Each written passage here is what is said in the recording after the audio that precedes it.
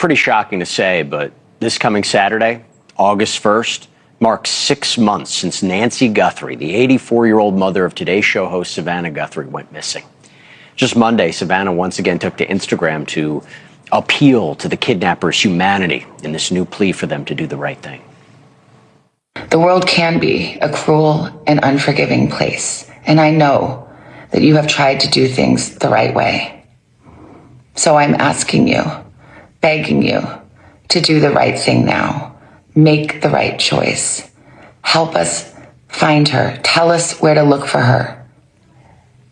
I truly believe it is never too late to do the right thing. Help us bring this situation to an end.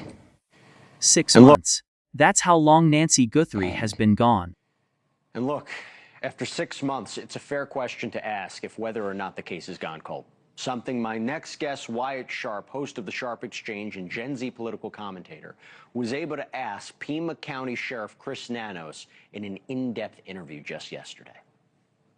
The question was asked of me, is this case cold? It is not cold. We have a lot of evidence that, like I say, our scientific labs are working. There's video evidence that we continue to work with, not just labs, but also some private corporations who have graciously given their time to help look at some of the video evidence and see if we can't piece things together. Right. And of course, there's literally thousands of tips that come in. Certainly, they're not coming in at the rate they were initially, but we still get them. And now they finally released the ransom notes. Not when they got them. Not when it could have helped. Now, you already know what I'm about to say. The timing here isn't accidental. Nothing about this case has been accidental. An 84-year-old woman gets dropped off at her home in Tucson on January 31st. Her daughter is Savannah Guthrie. You know the name. Today Show host, American household face. And someone was watching. Someone was waiting. We know that now because the sheriff's office just confirmed something that should make your stomach turn. The Ring doorbell footage they have of a person lurking outside Nancy's home. It wasn't from one night. It was from multiple nights. Different nights. They were scoping the place out. Yeah, Rob, the sheriff's office also goes on to say these communications reveal distinctive patterns of word choice, syntax, and phraseology that reflect the writer's unique linguistic style. They go on to say a friend, family member, coworker, classmate, or acquaintance may recognize these patterns. Yeah, Blake, a couple of things jumped out to me when I first read these. The first was this is clearly an educated person, right? They used some fairly sophisticated words to describe, and Brian's exactly right.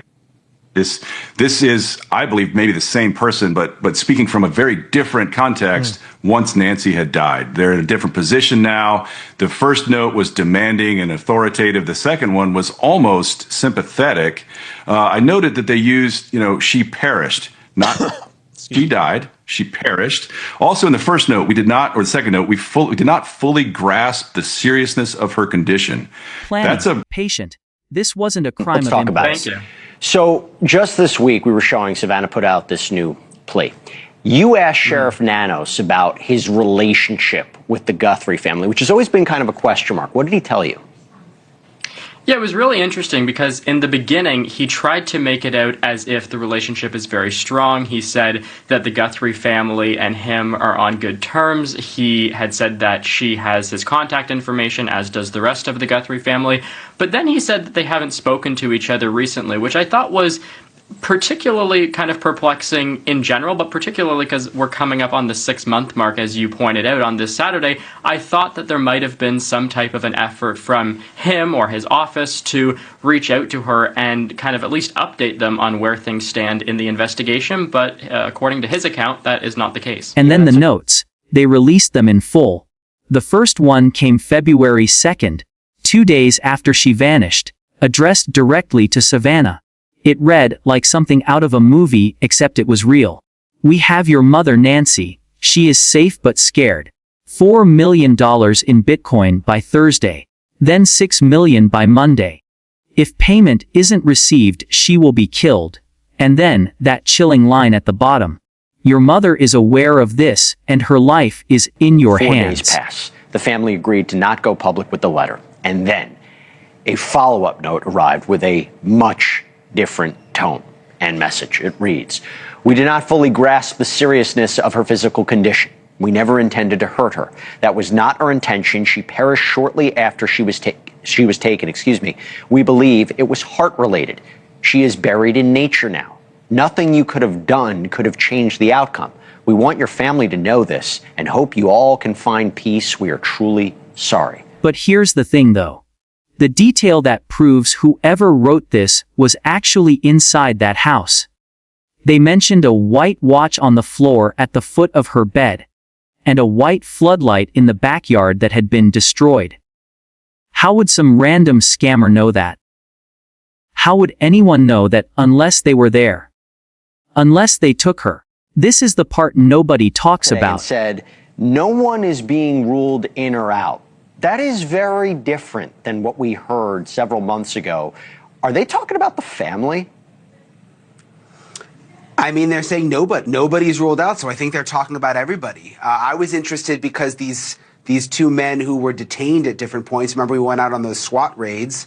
They detained 2 men. And then they let them go. And all indications are they weren't involved at all. We still haven't been able to see the search warrants, but the sheriff even won't say that they are officially cleared. So it's a different tone than he took in the beginning when he made very clear, the family are not persons of interest. And now he's just saying broadly, nobody's been cleared. Everything is still on the table. And look, I need you to stay with me here, because this next part changes everything. From the very beginning, and retired FBI Special Agent Jennifer Coffin-Dever. Great to have you both here. Brian, I'll start with you. Why do you think these notes are being released now? Well, look, they were released by the reporters who received them because the local affiliates got them a week or so ago, and we had already heard snippets before that. So there's really nothing new that we didn't know. It is interesting, though, that the sheriff decided to release. We could actually see what they looked like when they came in there to the local TV stations. That's an image right there. And I think it just shows that they have very little. They're trying to get things moving again. It's been slow. I think they had Savannah do that. 4 days after that first note, a second one arrived. Completely different tone. Almost gentle. Apologetic even. It said they didn't fully grasp the seriousness of her physical condition. That she perished shortly after she was taken. They believe it was heart-related. She is buried in nature now. Buried in nature. Those words. That phrasing. It's not the language of some street criminal. That's someone educated. Someone. Exactly 6 months ago tonight, Savannah Guthrie's mom, Nancy, was dropped off at her home in Tucson, Arizona, and was never seen again by her friends or family. For nearly half a year, the Guthries have suffered through one false lead after another. We've heard about ransom notes before, but we haven't seen them in full until now, because today the Pima County Sheriff's Office in Arizona released a ransom note and a heartbreaking follow-up. And these were apparently sent to a local news station. So I'm going to read them to you in full. They matter. They may contain evidence. The first, received February 2nd, reads, "Hello, Savannah. We have your mother, Nancy. She is safe but scared. She will be held for ransom, and once payment is received, she will be released unharmed. We will be holding her for a maximum of 7 days. You will need to send Bitcoin in the amount of $4 million before 5 p.m. on Thursday the 5th. If payment is not received, the ransom will be increased to $6 million, which will need to be paid by 5 p.m. on Monday the 9th. Once payment is received to the Bitcoin address below, she will be released within 12 hours of deposit to a safe drop-off location back in Tucson. If payment is not received by the last deadline on Monday the 9th at 5 p.m., she will be killed. Your mother is aware of this, and her life is in your hands. It is in the best interest of everyone to have this completed as soon as possible. You will not be able to contact me here from here on out. There will be no negotiation. Do not play games. Law enforcement will not be able to help you." And then they added at the very bottom of the note. Now, the sheriff, Chris Nanos, he gave an interview just yesterday. And let me tell you, the contradictions were flying. He says the relationship with the Guthrie family is strong, but then admits he hasn't spoken to them recently. 6 months into an investigation of their mother's disappearance, and he hasn't reached out to update them. Not even on the anniversary.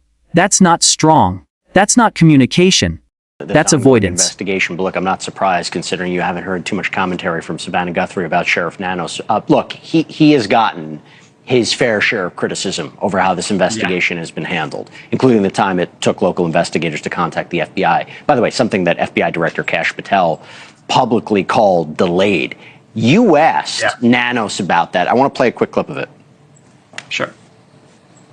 A lot was said from, I guess, Director Patel about how we delayed contacting them. I just think he's misinformed and doesn't understand that that evening when this event was actually the afternoon of the first one we first learned of it. Yeah. Our detectives were called in after our search and rescue team recognized what they had, contacted our investigative teams. They immediately contacted the Violent Crime Task Force, and their representatives were there. And then there's the FBI situation. Director Kash Patel publicly said the FBI was delayed in getting contacted about this case. Nanos fired back saying Patel is misinformed, sharing false information, receiving false information from people around him, actively hurting the case. A local sheriff publicly attacking the FBI director. That's not normal. That's not protocol. That's a man who's been backed into a corner and he's swinging. An apology. And a few new things we learned today, Blake, quickly, that from the sheriff's office. They're confirming the video that we've seen from the front ring doorbell camera. We reported this early on. They're now confirming that the video is from different nights, that the person was out there likely scoping out the place ahead of the abduction. And they're also now asking people to come forward who may know someone who was talking strangely about Nancy Guthrie, who's now avoiding the neighborhood, who has unexplained injuries like cuts or bruises, a change in physical appearance, who was cleaning their vehicle in a strange way. They've never gone to this extent to put this kind of a list out and ask people to... But actually, wait. Before I get to the DNA situation, I want you to really think about something. Why release these notes now? After 6 months. Why not in February, when they could have triggered tips while memories were fresh? Why wait until the trail is frozen? Unless you had no choice. Unless pressure from somewhere forced your hand. They don't release evidence like this out of kindness. They do it because they're desperate. Because the public is watching. Because Savannah wouldn't stop talking. You never want to see this leak. You said details, Jennifer. Does this give you an idea about identity here? The way it's written, how it's written, the way it's structured? 100%, Jesse, but from the get-go, I have always believed and still believe this is AI generated. The phrases are awkward. The words that are used are awkward. The phraseology is very pattern driven. This is AI, I feel very certain, which tells me they're smart because they don't. Well, if they're smart, and you know this better than anyone, can't law enforcement go to these AI companies, go to ChatGPT and say, has anybody wrote anything like this? Is there any way you could search it? It's difficult, right? Because usually we find a suspect and then we go through their search history. I don't know if there's any platforms. I don't know if you can use AI and ChatGPT to try to find something like this, but do they have a mechanism in place to see if anybody used the platform to craft a letter like this? I think it's going to be very difficult, but what isn't difficult, Jesse, is to do it.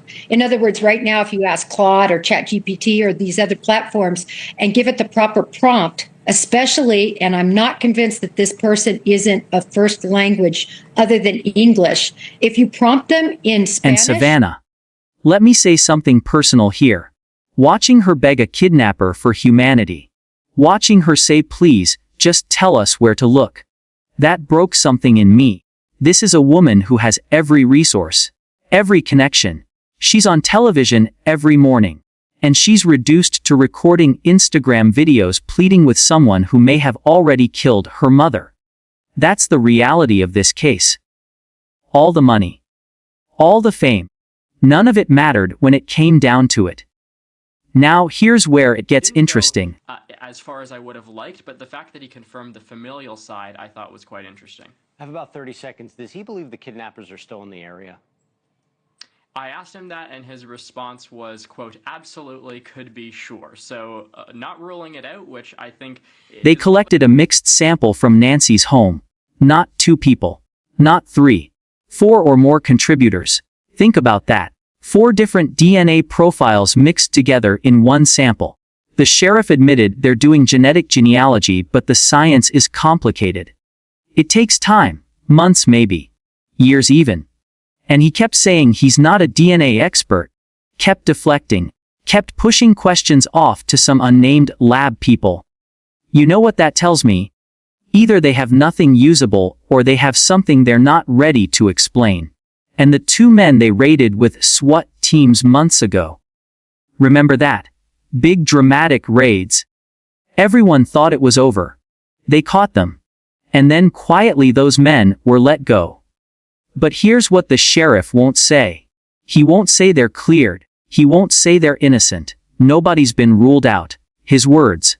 Nobody. Not the family. Not the men. Not anyone. 6 months later, and the official position is we have no idea who did this. Now here's where it gets interesting.